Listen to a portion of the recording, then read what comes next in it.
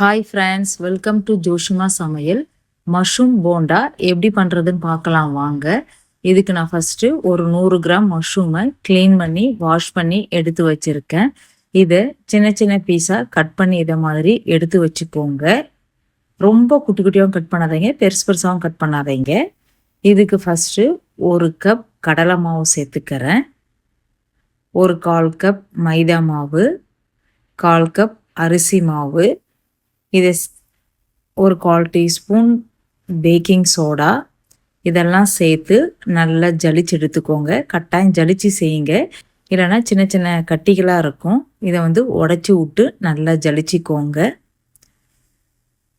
இதை கையை வச்சு நல்லா மிக்ஸ் பண்ணி விட்டுக்கலாம். 1/4 டீஸ்பூன் மஞ்சள் தூள், 1/4 டீஸ்பூன் கரம் மசாலா, 1 டீஸ்பூன் தனி மிளகாய்த்தூள், கொஞ்சமாக உப்பு, 2 டீஸ்பூன் எண்ணெய் சேர்த்துக்கிறேன். 1 டீஸ்பூன் இஞ்சி பூண்டு பேஸ்ட்டு சேர்த்து நல்லா மிக்ஸ் பண்ணி விட்டுக்கோங்க. 1 வெங்காயத்தை பொடியை கட் பண்ணி சேர்த்துக்கிறேன். கட் பண்ண காளானும் சேர்த்துக்கோங்க. ஒரு 2 பச்சை மிளகாய், கொஞ்சமாக கருவேப்பிலை, இதெல்லாம் சேர்த்து நல்லா மிக்ஸ் பண்ணி விட்டுட்டு தண்ணியை கொஞ்சம் கொஞ்சமாக ஊற்றி பிசைஞ்சிக்கோங்க. ரொம்ப கெட்டியாகவும் பிசையாதீங்க, ரொம்ப தண்ணியாகவும் பிசையாதீங்க. ரொம்ப தண்ணியாக இருந்துச்சுன்னா எண்ணெய் குடிக்கும், கெட்டியாக இருந்துச்சுன்னா சாஃப்ட்னஸ் கிடைக்காது. அதனால் இந்த பக்குவம் வர வரைக்கும் பிசைஞ்சிக்கோங்க. நான் ஏற்கனவே இதை போட மறந்துட்டேன். 1 டீஸ்பூன் ஜீரகம், 1 டீஸ்பூன் சோம்பு சேர்த்து இதை நல்லா மிக்ஸ் பண்ணி விட்டுக்கோங்க.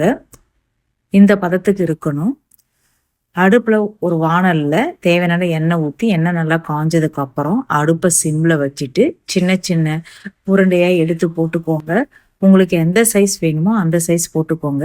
இது மாதிரி சின்ன சின்னதாக போட்டிங்கன்னா சீக்கிரம் வெந்துடும். கொஞ்சம் பெரிய சைஸாக போட்டிங்கன்னா வேகிறதுக்கு கொஞ்சம் லேட் ஆகும். எல்லாமே இதுமாரி போட்டதுக்கு அப்புறம் அடுப்பை மீடியம் ஃப்ளேமில் வச்சுட்டு வேக வச்சுக்கோங்க. அடிக்கடி இது மாதிரி கிளறி விட்டுட்டே இருங்க.